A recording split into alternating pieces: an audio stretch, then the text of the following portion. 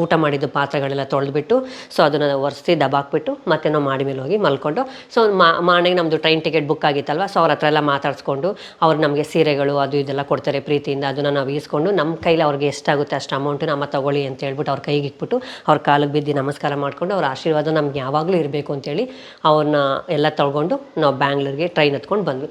ಟ್ರೈನಲ್ಲಿ ನಮಗೆ ನಮ್ದು ಕೇಳೋರೇ ಇಲ್ಲ, ಡ್ಯಾನ್ಸ್ಗಳು ಆಡೋದು, ಹೋಗೋದು, ಜಾಲಿ ಮಾಡೋದು, ಅವ್ರು ಇವ್ರನ್ನೆಲ್ಲ ನಿಲ್ಸಿದ್ರೆ ರೇಗ್ಸೋದು, ಎತ್ಕೊಡು ಎತ್ಕೊಡು ಅಂತ ಕೈ ಹೊಡ್ದು ಕೇಳೋದು, ಅದೆಲ್ಲ ಹೆಂಗೆ ಅದು ಅದೆಲ್ಲ ಒಂದು ಹ್ಯಾಪಿ ಮೂಮೆಂಟು. ನಿಜವಾಗ್ಲೂ ಅದೆಲ್ಲ ಮತ್ತೆ ಅನುಭವಿಸೋಕ್ಕಾಗಲ್ಲ ನಮ್ಮ ಲೈಫಲ್ಲಿ. ಆ ಒಂದು ಹೋಗಿದ್ದ ಲೈಫ್ನ ಮತ್ತೆ ನಮ್ಗೆ ಇವಾಗ ಬಾ ಅಂದ್ರೂ ಕೂಡ ಬರಲ್ಲ. ಅದೆಲ್ಲ ಒಂಥರ ಗೋಲ್ಡನ್ ಲೈಫ್ ಅಂತ ಹೇಳ್ತಾರಲ್ಲ ಅವಾಗ ಚೈಲ್ಡ್ಹುಡ್ಡಿಂದ ಇದಕ್ಕೆ ಬಂದಾಗ ಅದೆಲ್ಲ ಆ ಒಂದು ಹ್ಯಾಪಿ ಮೂಮೆಂಟ್ ಅಂತಾನೆ ಹೇಳ್ಬೋದು. ಸೊ ಇವಾಗಲೂ ಹೋಗ್ತೀವಿ ಬಾಂಬೆಗೆ ಇಲ್ಲ ಅಂತಲ್ಲ, ಬಟ್ ಆ ಒಂದು ಮಜಾ ಆ ಒಂದು ಥ್ರಿಲ್ಲು ಇವಾಗಿರಲ್ಲ. ಅಂದ್ರೆ ಅವಾಗ ತುಂಬಾ ಇನ್ನೋಸೆಂಟ್ ಆಗಿರ್ತೀರಾ, ಏನು ಗೊತ್ತಿರಲ್ಲ, ಭಾಷೆ ಬೇರೆ ಗೊತ್ತಾಗಲ್ಲ. ಸೊ ಆ ಒಂದು ಇದು ಇವಾಗ ಬರಲ್ಲ. ಎಷ್ಟೇ ಇದು ಕೊಟ್ಟರು ಕೂಡ ಆ ಒಂದು ಲೈಫ್ ಆ ಒಂದು ಇದು ಇವಾಗ ಸಿಗಲ್ಲ ನಮಗೆ ಅಂತಾನೆ ಹೇಳ್ಬೋದು. ನಾವು ಕಾಂಡಮ್ ಯೂಸ್ ಮಾಡ್ತಾ ಇದ್ವಿ, ಅದು ಏನು ಎಫೆಕ್ಟ್ ಆಗಬಾರ್ದು ಅಂತೇಳಿ ನಮ್ಮವ್ರು ಹೇಳಿದ್ರು. ಯಾವುದೇ ಕಾರಣಕ್ಕೂ ಕಾಂಡಮ್ ಇಲ್ಲದೆ ಏನೇ ಒಂದು ಕೆಲಸ ಮಾಡಬಾರ್ದು. ನಿಮ್ಮ ಆರ್ಗನ್ ಮಾತ್ರ, ಸೆಕ್ಸ್ ಆರ್ಗನ್ ಮಾತ್ರ ಮೆನ್ ತರನೇ ಇರುತ್ತೆ ಕಂಪ್ಲೀಟ್. ನಾವು ಸರ್ಜರಿ ಮಾಡಿಸ್ಕೊಳ್ಳೋವರೆಗೂ ಅದು ಮೆನ್ ತರನೇ ಇರುತ್ತೆ.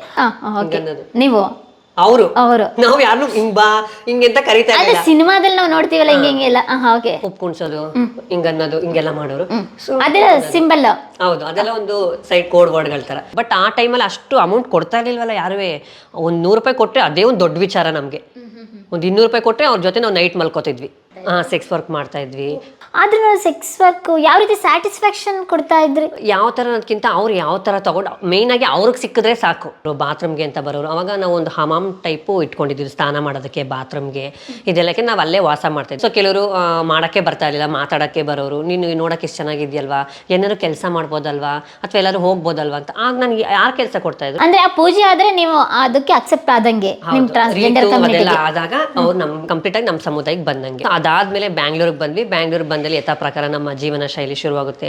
ಬೆಗ್ ಮಾಡೋದಾಗಿರ್ಬೋದು, ಸೆಕ್ಸ್ ವರ್ಕ್ ಮಾಡೋದಾಗಿರ್ಬೋದು. ಬೆಗ್ಗಿಂಗಿಗೆ ಫಸ್ಟ್ ಟೈಮ್ ಹೋದಾಗ ನಿಮ್ಗೆ ಏನು ಅನ್ನಿಸ್ತು ಅಂತಂದ್ರೆ ಒಂಥರ ದುಃಖದ ಮೂಮೆಂಟ್ ಅಂತ ಹೇಳ್ಬೋದು. ಯಾಕೆಂದ್ರೆ ನಾವು ಎಲ್ಲೂ ಆ ಥರ ಒಬ್ಬರನ್ನ ಹಿಂಗೆ ಕೈ ಹೊಡೆದು ಹಿಂಗೆ ಹೇಳ್ದವ್ರೆ ಅಲ್ಲ. ನಮ್ಮ ಫ್ಯಾಮಿಲಿ ಮನೆಗಳಲ್ಲೂ ನಾವು ಆ ಥರ ಇದು ಮಾಡಲಿಲ್ಲ. ನಾವು ಓದ್ಕೊಂಡು ಆಟ ಆಡ್ಕೊಂಡು ಲೈಫ್ ಮೂಮೆಂಟ್ ಮಾಡಿದ್ವಿ. ಒಂದೊಂದು ಸತಿ ಅಂಗಡಿಗಳ ಮುಂದೆ ಹೋಗಿ ಹಿಂಗೆ ಕೈ ಹೊಡೆದು ಕಾಸು ಕೇಳಿದಾಗ ಆಗೋಂಥ ಫೀಲು. ಮತ್ತೆ ಕೆಲವರು ಕೊಡ್ತಾರೆ, ಕೆಲವರು ನಿಮ್ಗೇನು ಬಂದಿರೋ ದುಡ್ಕೊಂಡು ತಿನ್ನೋಕ್ಕೆ ಅಂತ ಬೈತಾರೆ. ಇನ್ನು ಕೆಲವರು ಕಾಸು ಕೈ ಕೊಡಲ್ಲ, ಹಿಂಗೆ ಮುಂದಕ್ಕೆ ಹಿಂಗೆ ಎಸೆಯೋದು ಅಥವಾ ಹಿಂಗೆ ಇಕ್ಕೋದು, ಎತ್ಕೊಳ್ಳಿ ಅಂತೇಳಿ ಹಂಗೆಲ್ಲ ನೋಡಿದಾಗ ತುಂಬ ಫೀಲ್ ಆಗ್ತಾಯಿತ್ತು. ಬಟ್ ಏನೇ ಒಂದು ಆದರೂ ಅಷ್ಟು ಅವಮಾನಗಳು ಅಷ್ಟು ಆದ್ರೇ ತಾನೇ ಒಬ್ಬ ಮನುಷ್ಯ ಮುಂದೆ ಬೆಳೆಯೋಕ್ಕೊಂದು ಅವಕಾಶ ಸಿಗುತ್ತೆ ಅಂದ್ಬಿಟ್ಟು ನಾನು ಅದನ್ನ ಯಾವುದೂ ಮೈಂಡ್ಗೆ ಹಾಕೊಳ್ದೇಲೆ ಅಷ್ಟು ವರ್ಷಗಳ ಕಾಲ ನಾನು. ಎಷ್ಟು ವರ್ಷ ಬೆಗ್ಗಿಂಗ್ ಮಾಡಿದ್ದು ಪ್ರಿಯಾಂಕಾ? ಸುಮಾರು ಒಂದು 2-3 ವರ್ಷ ಅಂತಾನೆ ಹೇಳ್ಬೋದು. ಯಾಕೆಂದರೆ ನಾನು ಇದ್ದಂಥ ಜಾಗದಲ್ಲಿ ಜಾಸ್ತಿ ಹೊರಗಡೆ ಕಳಿಸ್ತಾ ಇರಲಿಲ್ಲ.